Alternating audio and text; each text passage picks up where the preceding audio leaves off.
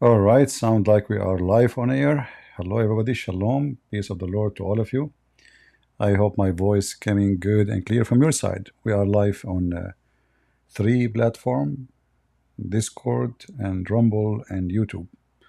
So wherever suits you, you can join us. Today, uh, today, right, is today. Today is something called Halloween. Me myself, I never heard of it before until I came to the state. Actually, no, until I first time I saw it, it was in Europe.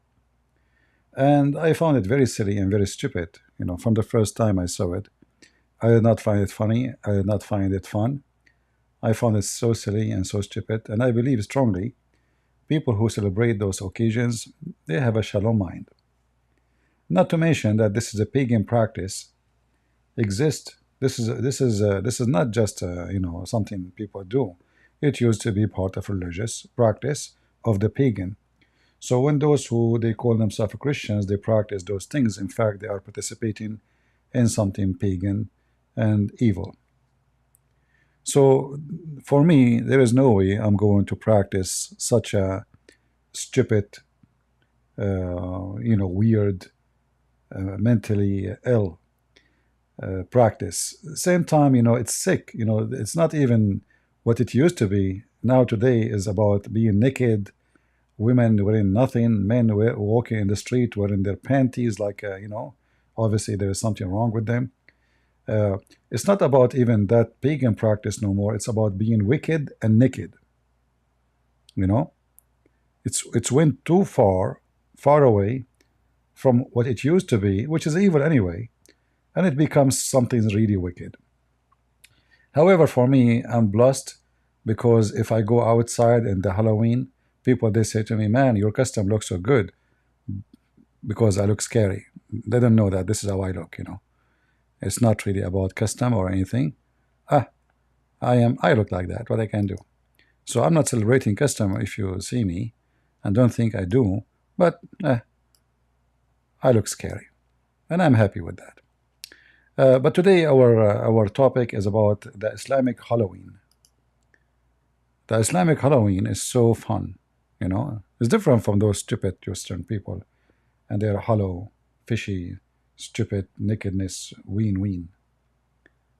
Uh, the picture we see in front of us, all of those they are bye bye. All of them they are gone in the last 2 months.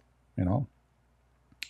Now I cannot put all the images because that will take us multi $1 million screen to put all the images of those who they are celebrating the Halloween of Allah.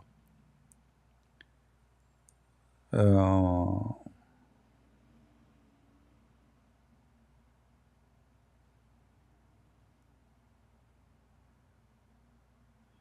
somebody is being smart. He says Halloween was to do with souls coming and going, and Christian Roman replace it with soul of Christians, etc. Anyone understand what does that mean? So the Christian Roman they replace it with soul, etc. That's deep. My friend, you must be a philosopher. If I try to come with this preet, I'm going to spend a century to come with the. You better start writing books about history and philosophy. You are very deep in your thought, my friend. You know what? From now on, I'm going to make you an admin in my chat when we are not live, so you can add me in the chat. All right? Because we need some advice like yours. Yeah, the Christian they replace it with soul, etc. Okay, no comment. As if I did not make a comment yet. I don't know why all his comment is not comment. Oh. Anyway. And anything happen in the world, we have to claim it's the Roman Church. What the Halloween have to do with the Roman Church? What's wrong with you people? Why people are so stupid and so silly?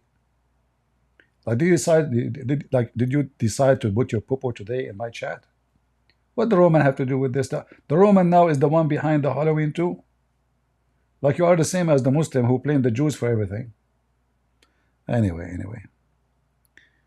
Uh, I will scare the hell of you today. So if you are not really ready, you better leave. I'm going to show you a movie. And this movie, not every one of you can handle it. If you have a heart attack, heart problem, if you have less than 3 balls, like, some men, sadly, they have 2 balls, which is weird. If you have that, you better leave. All right? You have to be a person with many balls to handle what I will show you. It's very aggressive movie. It's true story, and it happened every day in the Muslim world. All right? So let me introduce to you the Halloween of a Prophet Muhammad. السلام عليكم ورحمة الله وبركاته. رب اشرح لي صدري ويسر لي أمري واحلل عقدة من لساني يفقهوا قولي. My respected brothers and sisters, the topic for my today's talk will be punishment in the grave, and how will be punished in the grave, and what will happen to the pious persons in the grave who lived according to the Islamic monotheism. Okay, the first thing I would like to talk about over here is that, of course, we believe, not we believe, I don't know who believes or not, but according to logic and common sense, that Logic. the reason for us being in the grave is that there is something to come, because if there is Here we have to stop, by the way. You'll notice that Muslims, the first thing they say when they speak about life or reasoning, logic. So we have to put in our mind that Muslims are very logical people. Not like those Christians, and they are extremely logical. Very, very, very logical. So he said, according to logic and common sense. So listen carefully. nothing to come, why would we die?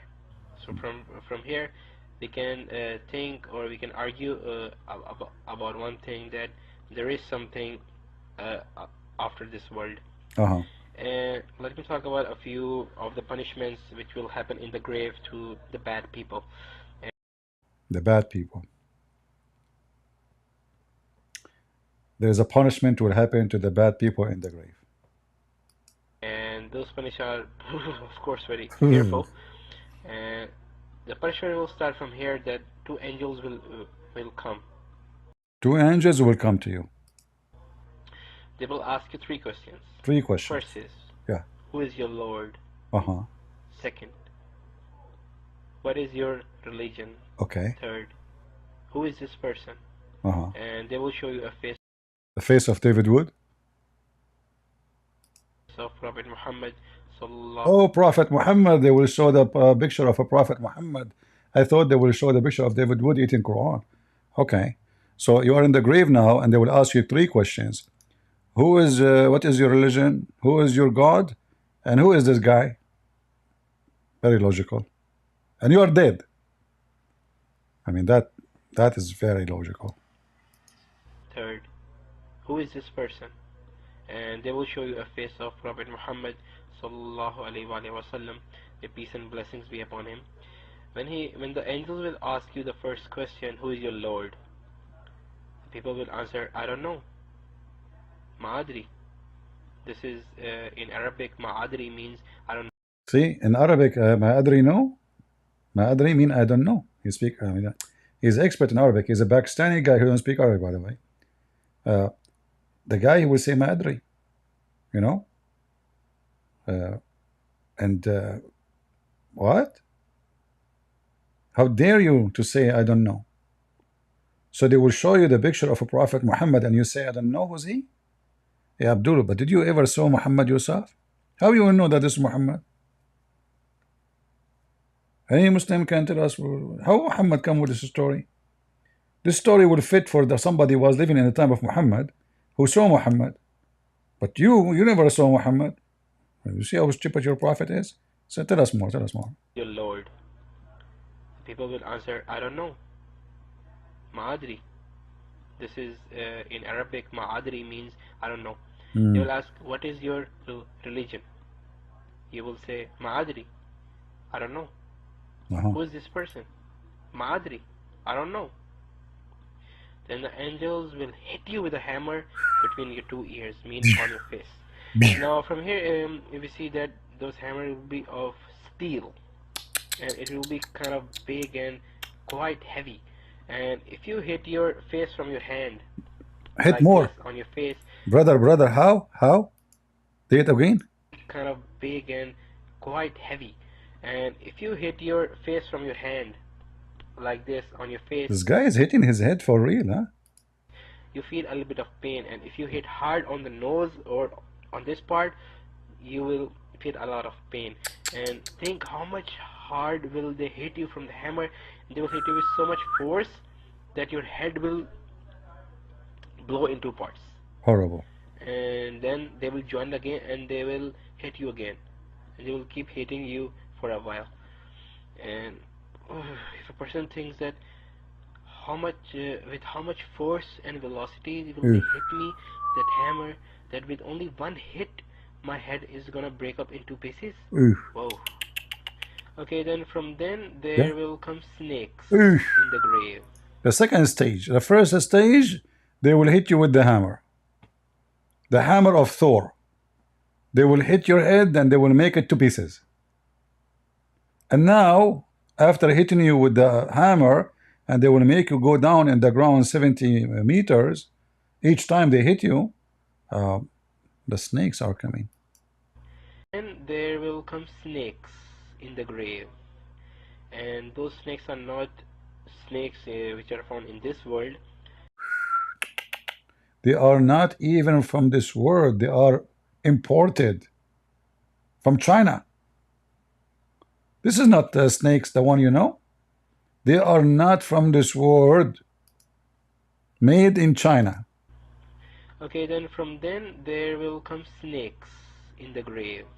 And those snakes are not snakes which are found in this world. Yeah. They are snakes which will come from hell. From hell, huh? There will be 90 snakes, each snake with 9 heads. 90 snake alone with one head is not enough. Every snake have 9 head. Let us make it clear. This is why those snakes are not from this earth. They are from hell. 90 snake, everyone have 9 heads. And those snakes are so full of poison that it is said by the Prophet Muhammad sallallahu alaihi wasallam that if one of those snakes bite the earth, this earth, then till the day of Qiyamah, means till the last day, that the whole earth will never ever bring out any greenery. Brother, question, brother. As long one snake, if the snake bite the whole earth will be without greenery until the day of judgment. Why we need 99 snakes, each one of them have 9 heads? One is not enough? As long one snake with that, I mean, if one is hey, Muslims, Abdul, your prophet is so good, man. I mean, your prophet is so smart. So if one of those snakes bite the earth, brother, the earth will be poisoned until the day of judgment and no greenery will grow. Okay, if one snake can do that for the whole earth, why we need 99 with everyone have 9 heads for one person? Don't you think this is too much? No? Oh, it's a Halloween. It's a Halloween in the grave. Brother, the story of Prophet Muhammad says that, right? That if one of those snakes, and those snakes are not snakes which are found in this world, they are snakes which will come from hell. There will be 90 snakes, each snake with 9 heads. And those snakes are so full of poison that it is said by the Prophet Muhammad sallallahu alaihi wasallam that if one of those snakes bite the earth, this earth, then till the day of Qiyamah, means till the last day, that the whole earth will never ever bring out any greenery. Everything will be rotten, and no one will be able to harvest any plants or any trees or something. That's sad. That's the earth sad. will be so much poison. will be full of soap poison, and they will keep biting you. The snakes will keep biting you from day till night if you don't pray, if you don't worship. Now I know why Muslims they pray. They are not worshipping Allah. They are afraid from the snake and the hammer of the two angels. They don't believe in Allah. They don't care for Allah. The whole idea of worship, praying Allah, is to avoid the punishment of the grave. Let us say it clearly, the Halloween night. Now we know why Muslims they pray. The earth will be so much poison, will be full of soap poison, and they will keep biting you. The snakes will keep biting you from day till night if you don't pray, if you don't worship. And each bite, the snakes will bite you. It will take you 70 yards beneath the earth. I mean, a man, no matter how much powerful he might be, if he grabs something and throws it on the earth or on the street, he can hardly bring a crack on it, or Absolutely. maybe move in one Hardly. centimeter, Brother, I believe strongly that your prophet have a crack in his head and he was taking cracks too. or hardly like that. And that snake will take you 70 yards beneath the earth, and you will go beneath the earth, piercing the earth, piercing the surface of the Look earth. how Your powerful, body will man. go 70 yards down, and then the snake will bring it back, and That's then so he's gonna deep. bite you again. Brother, this is literally deep. I say always this is deep, this is deep. This time it's literally deep. 70 yards down the earth each time she bites you. The snake? Beneath the earth, and you will go beneath the earth, piercing the earth, piercing the surface of the earth. Your body will go 70 yards down, and then the snake will bring it back, and then he's gonna bite you again. Oh, the snake will make a yo-yo out of you. She bite you, you go 70 yards down. She grab you back. She bite you, you go 70 yards down. She grab you back. So you will be a yo-yo. That remind me of Allah coming every third part of the night, asking the Muslims who is worshiping me, who is praying for me. Hardly like that. And that snake will take you 70 yards beneath the earth, and you will go beneath the earth, piercing the earth, piercing the surface of the earth. Your Yeah, body will go 70 yards down, I and know. then the snake will bring it back, and then he's gonna bite you again. This is Again, gonna happen. Imagine 90 snakes biting you. Each snake. correction, brother. 90 snakes have 9 heads. Don't forget that. Imagine 90 snakes biting you. Each snake have 9 heads and Oof. one scorpion. And one scorpion. That is the movie guy. That is the one appear in every American movie or Indian movie. He's the hero. So look, 99 snakes, depending the story, by the way. Some story says 99, some story 90. Muhammad, he cannot repeat the same story twice. Is not enough. Each one of them have 9 heads. If one of the snake bite the earth, the whole earth will be poisoned for the until the day of judgment. Is that enough? No. 2 angels will hit you with the hammer. Is that enough? No. One scorpion. Brother, I see in your eyes a lot of intelligence. Look at your face. You must be a scientist. You are a waste to be in Pakistan. We should bring you immediately to be the vice president of Kamala Harris. In fact, you are smarter than her. Or maybe you can give you the job of this woman. She wanna kill the cows. What's her name? I keep forgetting her name. What's her name? She wanna fight a global warming.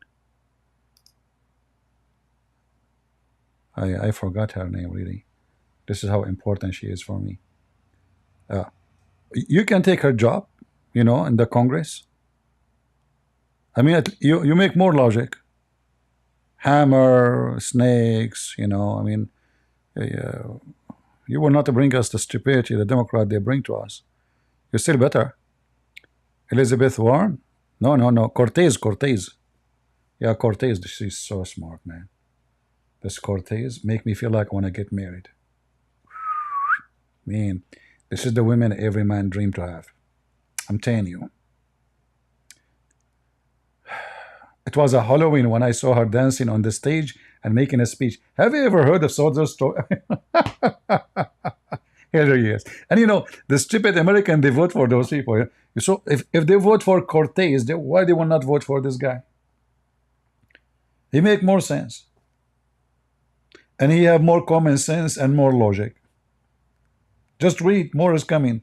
Brother, the impression in your eyes, in your face, it's just too much intelligence.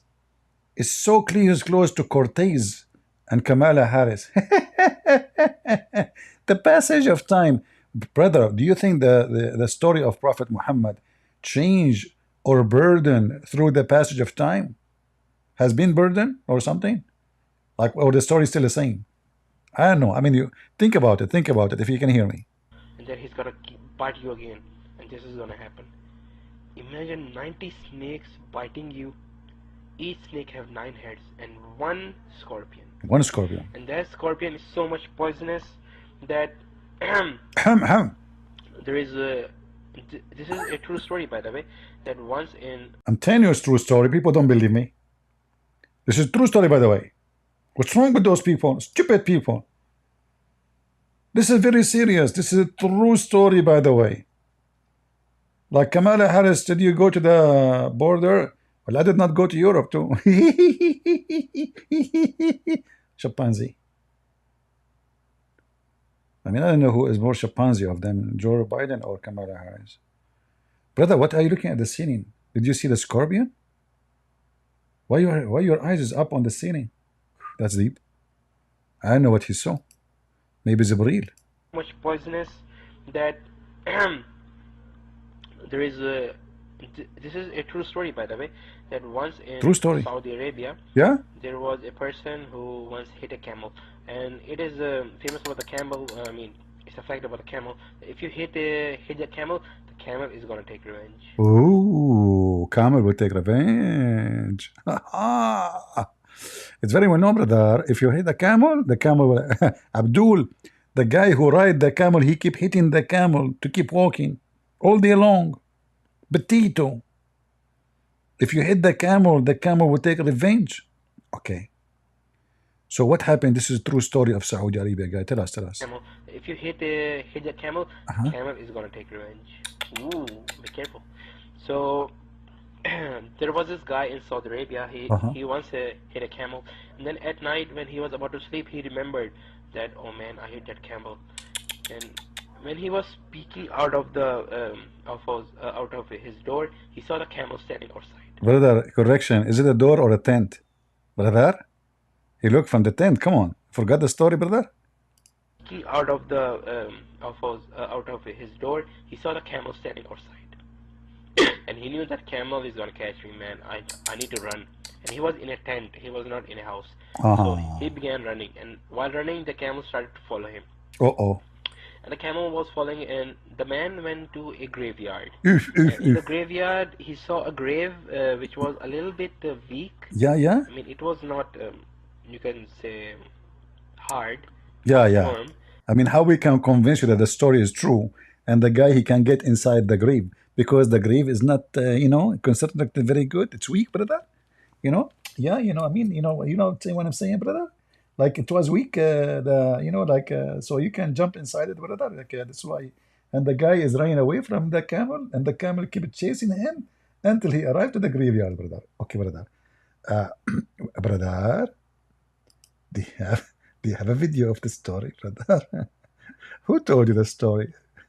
Which was a little bit weak. Weak, I mean, weak. It was not, you can say, hard or firm. So he broke the grave and he went inside. Inside he saw a scorpion, a small scorpion, a strange kind of scorpion, and he was stinging the dead body. Oof. And he got a little bit afraid. That scorpion came out of the um, grave, and The guy is sweating. Look at his face. I'm telling you, this is the best Halloween. So, guys, the grave, the scorpion came out from the grave. Why? He finished his job. I thought his job to keep punishing the guy and stinking the guy. Why he left? of the um, grave, and he saw the camel coming. He sting the camel. The camel all of a sudden died, and it is famous about the camel that if a person The scorpion was in the grave. The guy jumped in the grave. The scorpion came out of the grave. The scorpion saw the camel. The camel was stung by the scorpion. The camel is dead. Brother, for the sake of the shin of Allah, who wrote this scenario? the grave and he went inside. Inside he saw a scorpion, a small scorpion, a strange kind of scorpion, and he was stinging the dead body. Uh-oh. And he got a little bit afraid. That scorpion came out of the grave, and he saw the camel coming. He sting the camel, and the camel all of a sudden died. And it is famous about the camel that if if a snake or any deadly animal bites or stings the camel, it takes at least 7 to 8 days for the camel to die, because camel absorbs the poison very slowly. And when the scorpion stinged him, he died at once. Immediately. This is how powerful this scorpion is. So the camel, it take him 6-7 days to die, but as soon this is scorpion of Allah did sting the camel is dead in the spot. Like 1, 2, dead. Brother, what happened next? And then the man came outside. He saw the camel is dead. He got happy and he kicked the camel. Big mistake, big mistake, big mistake. He came from the grave now. He thought his enemy, Mr. Camel, is dead. So he said, okay, he's dead. And now because he is angry from the camel, what he did? What he did, brother? Slowly. And when the scorpion stinged him, he died at once. And then the man came outside. He saw the camel is dead. He got happy and he kicked the camel with anger. And when he kicked the camel, his feet till the ankle melted. Immediately. Listen carefully, brother. The scorpion sting the camel. The camel died immediately. The guy came from the grave. He hit the camel with his feet. His foot and his ankle melted, brother. Melted, brother. You know what melted mean? Melted. Psst.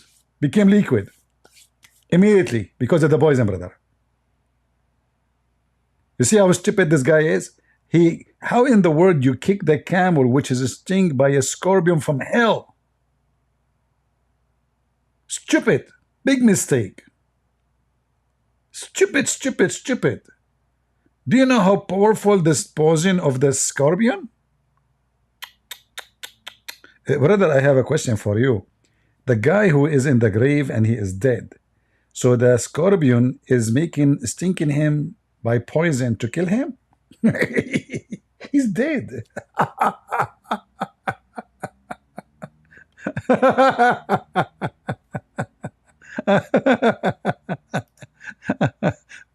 So, brother, Allah, He sent the scorpion to sting you when you are dead in the grave.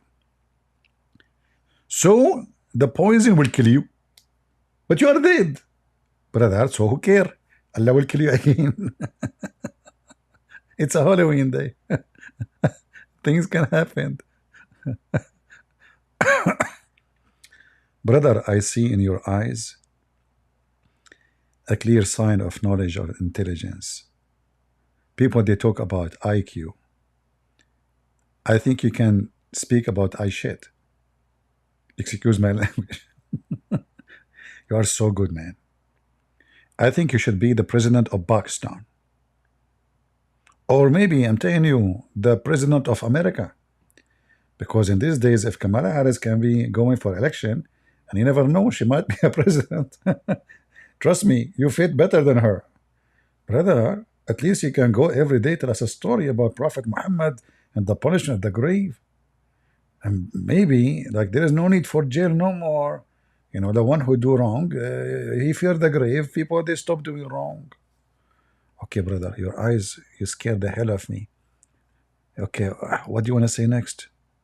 Anger. And when he kicked the camel, his feet till the ankle melted because of the poison. Uh-huh. The camel's body became so much poisonous Yeah? that his feet till the ankle which he hit melted at the very spot. Mm. And that kind of scorpion is gonna sting us. Oh man. Oof, So oof, oof, oof, oof. What do I want to think about it, brother? Brother, don't remind me. it melted at the very spot. And that kind of scorpion is gonna sting us. Oh Oof. man. So from here we can see how much horrible will the scene be. And the good thing about the pious person is, if you worship, your worships are gonna save you from the snakes and the scorpion from your left hand side. If you worship Allah, that will save your ass. Not your ass, actually, your back, as he said. Your back. Direction protection. You see? If you worship, only your back is protected. Uh-oh. Your balls is in the front, man. What will happen now? There's more protection? Tell us. If you give charity, Yeah? your charity will save you from snakes and camel on the top. From the top. Brother, sister, don't forget to donate for me, brother. If you want to protect yourself from the top, from the snakes of Allah and the scorpion, last opportunity. You better donate now. I'm telling you, because you might die today. And the scorpion, brother, is waiting for you. And the snakes are waiting for you. So you give it charity. At least donate to Kamala Harris. Come on, charity. Brother, if we donate to Hamas, is that going to protect us from the top? I mean, Allah could not protect Hamas from the top, and He could not protect them in the bomb. All of them, they are down now. I mean, all of them, they are down. What are you talking about? Charity? They are hunting them one by one, and they keep going deeper. The Nasrallah was 14th floor under the ground, brother. 14th floor. What charity you're talking about? Anyway, tell us the story. Your story is so good, brother. MashaAllah, MashaAllah. Because of the poison. The camel's body became so much poisonous that his feet till the ankle which he hit melted at the very spot. And that kind of scorpion is gonna sting us. Oh man. Scary. So from here we can see how much horrible will the scene be. And the good thing about the pious person is, if you worship, your worships are gonna save you from the snakes and the scorpion from your left hand side. If you give charity, Yeah. your charity will save you from snakes and camel on the top. Top. If you don't lie, speak truth, and do righteous deeds, those will help you from the snakes and scorpion coming from the right hand side. And if you read the Quran, yeah, that will help you from the bottom. I was not expecting that from you, brother. I read Quran. That will protect my anus? Seriously. Well, I read Quran every day. Nobody read Quran as much I do. Every day. My anus is safe. I feel sorry for you. All of you kuffar, all of you Christian, Jews, Hindus, your anus is not safe. I read Quran every day. Ta-da-da, ta-da-da, ta-da-da. Now I feel better. Hey, my butt, good for you. You are protected. I don't need to worry about you now.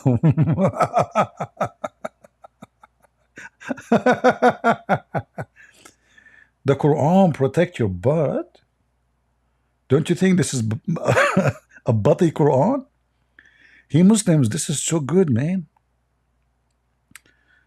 What do you think? I mean, your religion is so good. I don't know what to say. This is so Halloweeny.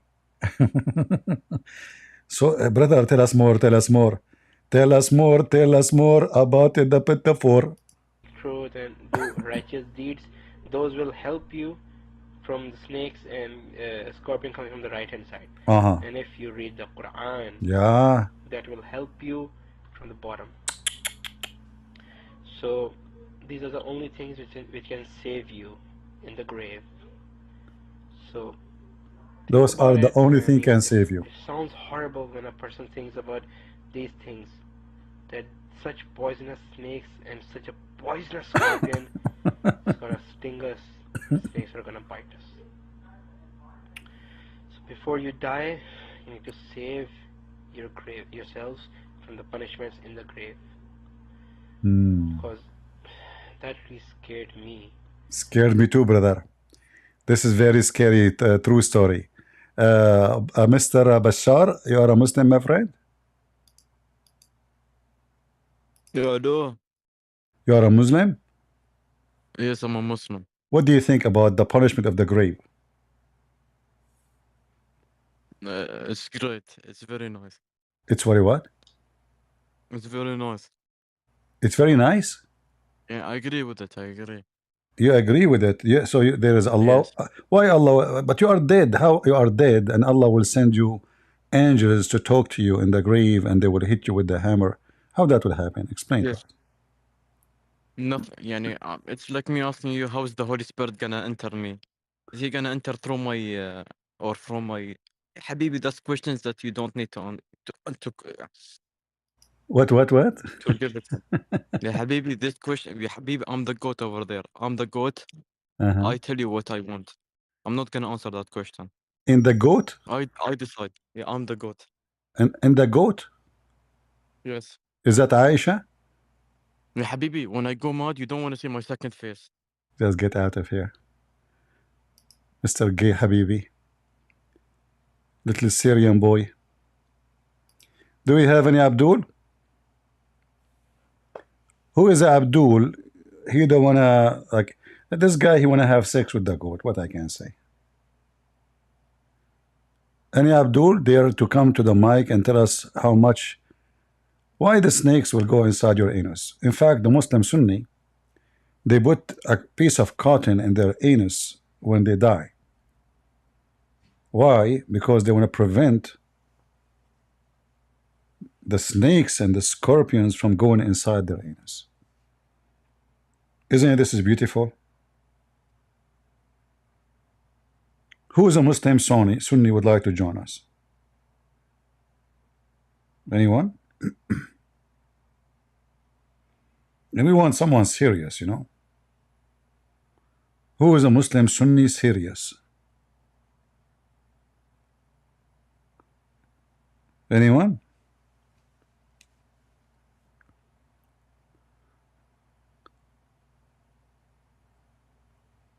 You debunked me? Okay, that's good. By the goat?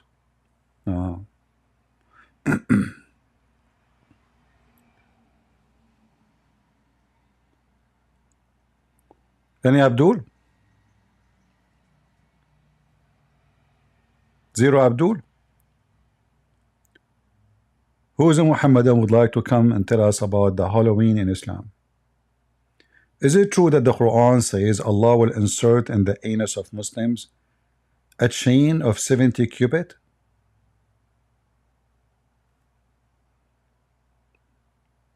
Any Muhammadan want to come to the mic? Is it true Allah will insert in your anus a chain the length of it is 70 cubit.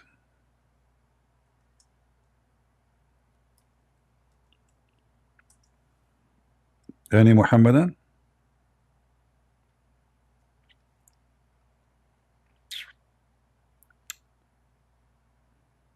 Anyone?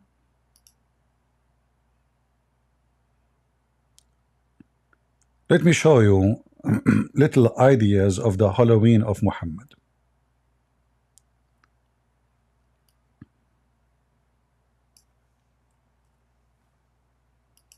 I don't know. Come on, shut up.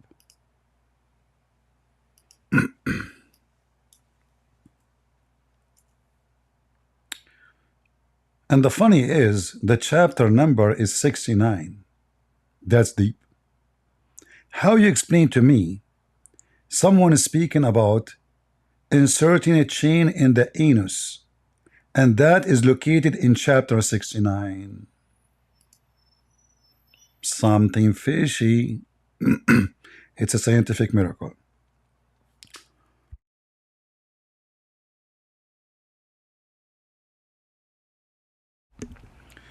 So read with me. Allah, He said, further make him march in a chain. What march in the chain? Hold on. False translation. Change the translator.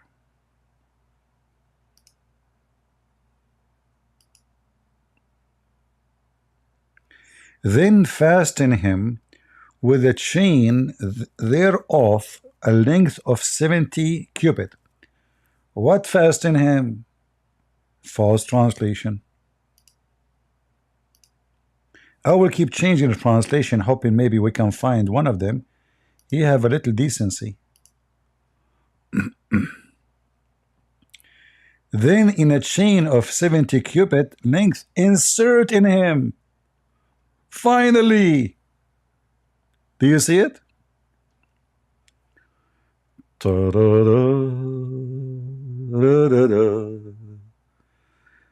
Abdul, in the day of judgment, Allah will make you bend over, and He will bring a chain, and the length of it is 70 cubit, and He will insert it in your holy, beautiful anus. How beautiful. Sexual torture. Halloween. The Halloween of Allah. Any Muslim have a comment? And if you want to see more Halloweenic details, you go and read the interpretation. Let me show you what I'm talking about.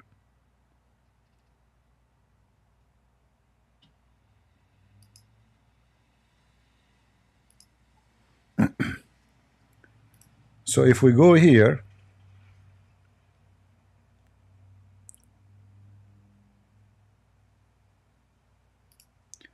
chapter 62, verse number 32, here it says,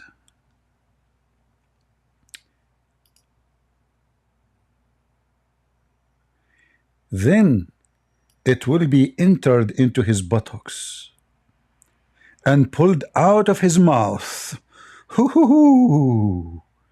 Then they will be arranged on his chain, just like locusts are arranged in the steak is being roasted. Al-Wafi reported from Ibn Abbas, he said, it will enter from his behind until it is brought out of his two nostrils. So he will not be able to stand. Oh, it hurt. Oh, man. Stand on his 2 feet. Imam Ahmad recorded from Abdullah, from the Messenger of Allah, he said. From who? The Messenger of Allah said. Messenger of Allah don't lie. You know the story. If a drop of lead like this, and this is the funny of the hadith, like this, but like this what? You know, he pointed at to the skull of bone, were sent from heaven to the earth, and it is a distance of 500 years travel. It would reach the earth before night. And if it is some drop of lead were sent from the head of the chain to the hell of hell, it would travel 40-fold season, night and day, before it would reach the hell cavity or the base. Do you see how heavy this is? This is different kind of lead. So different. At-Tirmidhi also recorded the hadith. But let me show you something else. No, where is this story? No. There's more in this story. They took it off. That's not nice. Here. Kabul Ahbar said, every ring of it, which means the chain, it will be equal to the entire amount of iron found in this world, brother. So guys, can you imagine how big this chain? So the Muslim Abdul, his anus is 1/2 inch maybe. Yet the chain which Allah will insert in his anus, each ring of it have more iron than all the iron in the world. Any Muslim have a comment? Sexual torture Halloween. Muslims, why Allah He insert all of this in your anus? I mean, why the anus? Okay, what about the women? I see here men. Allah will insert it in their vagina or their anus. Or maybe He will put it in the vagina, take it out from the anus right away, brother. Any Abdul?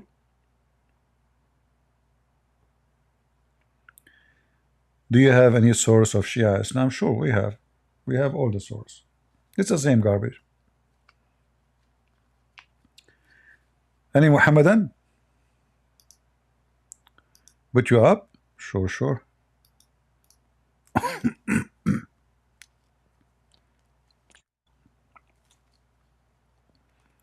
You are a Muslim, my friend? Assalamu alaikum. Alaikum assalam. You are a Muslim? Yes. What do you think about this story? Allah will insert in the anus of a man a very long, huge chain. What verse? Huh? What verse? What verse? This is chapter 69, verse number 32. Let's read Tafsir al-Tabari. What about Ibn Kathir? No, I take from al-Tabari. At-Tabari? Okay, go read At-Tabari. You put it for me. All right. You want At-Tabari? All right. Why you chose the Tabari? Because I take it in school. All right. Okay, this is At-Tabari. I put it for you on the screen. Now tell me what the Tabari says.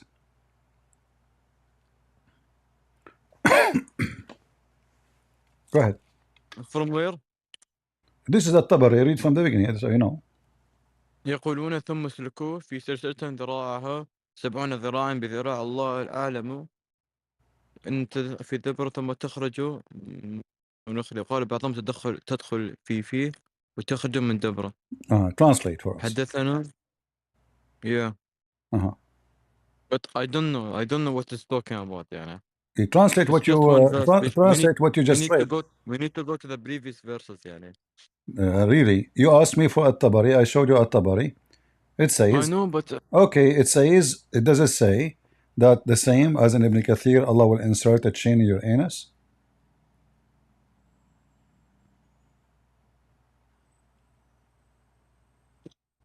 No, I know, yeah, but you need to go to the other verse because no problem. You can go to the other verse. Who's holding you? Read the verse before it. Who's holding you?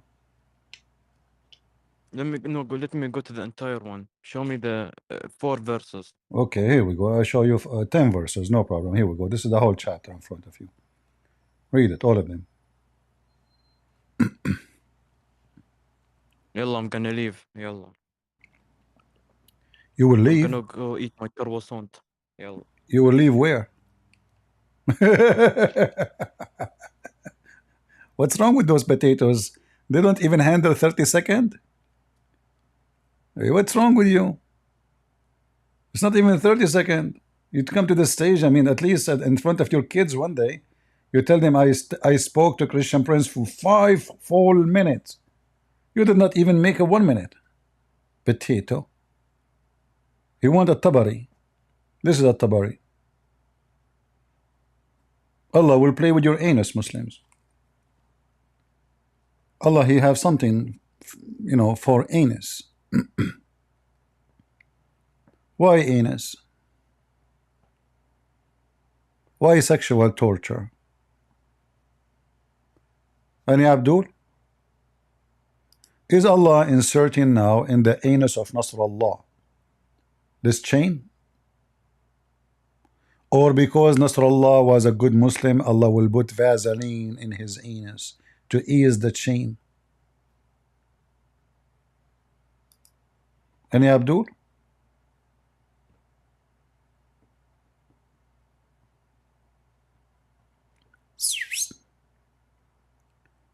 Nasrallah. Every one of them, he waved his finger in front of Israel. The Israeli, they cut his finger and put it in his anus. And they send him free shipping and handling to Allah. Any Abdul?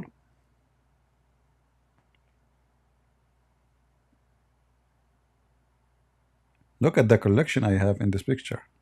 Nice collection, by the way. Now I know why steel is getting expensive. Iron, Allah is taking the whole iron. Since Israel is doing shish kebab, Allah need more chains, non-stop.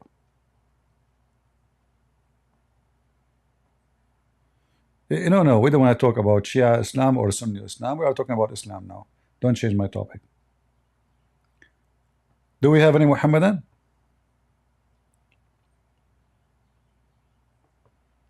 Who is a Muhammadan? He is proud about Allah Halloween. Shia are very different, yes, but they have the same stupid stories. Nothing much. If we switch this story here to Shia interpretation, nothing much will change.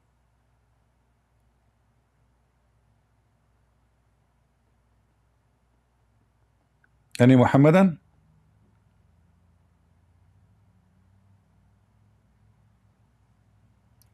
By the way, this movie here, by the standard of the Democratic Party, deserve to have not only the stars and the champion of Hollywood movies, but Nobel Peace Prize. Joe Biden, he was quoting Prophet Muhammad in the last election. I don't know why Kamala Harris did not quote Muhammad. Big mistake. Don't you want to protect your anus? الله وبركاته. رب اشرح لي صدري ويسر لي أمري واحلل عقدة من لساني يفقهوا قولي. This is something supposedly Moses he said. My respected brothers and sisters, the topic for my today's talk will be punishment in the grave, and how will be punished in the grave, and what will happen to the pious persons in the grave who lived according to the Islamic monotheism. Okay, the first according to the Islamic monotheism?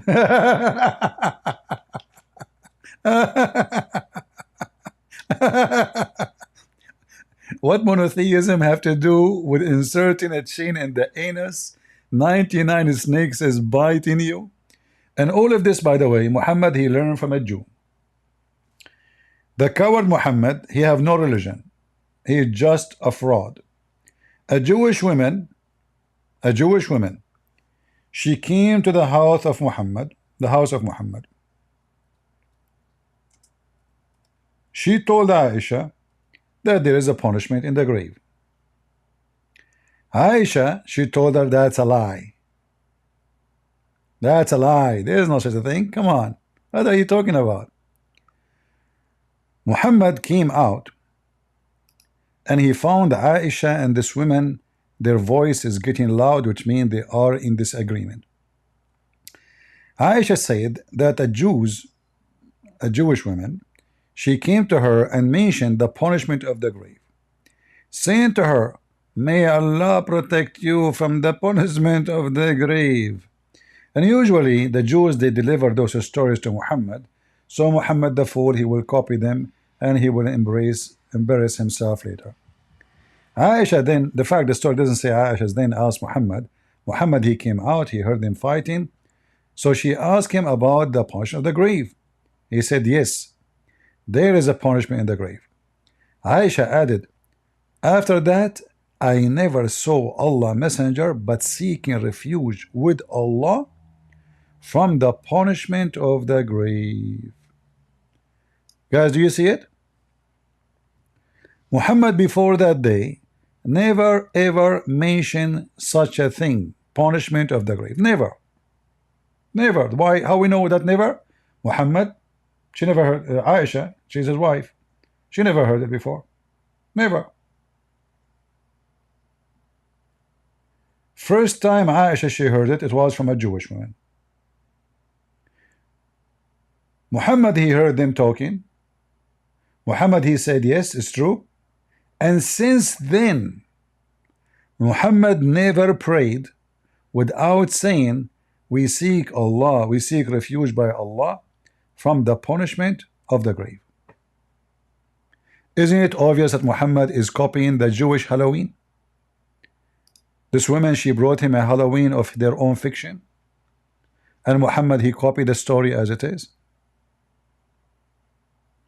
Huh? And then after that, Muhammad never ever prayed without saying what the Jewish women said.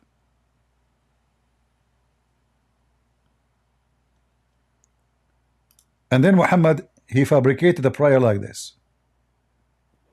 The Prophet used to seek refuge by Allah by saying, "O Allah, I seek refuge with you from the affliction of the fire and from the punishment of the fire in the fire, and seek refuge with you from the affliction of the grave, and I seek refuge with you from the affliction of wealth, and I seek refuge with you from the affliction of poverty."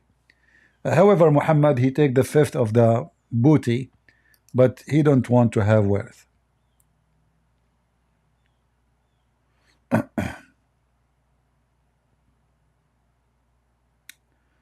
All those stories, as you see, about punishment of the grave.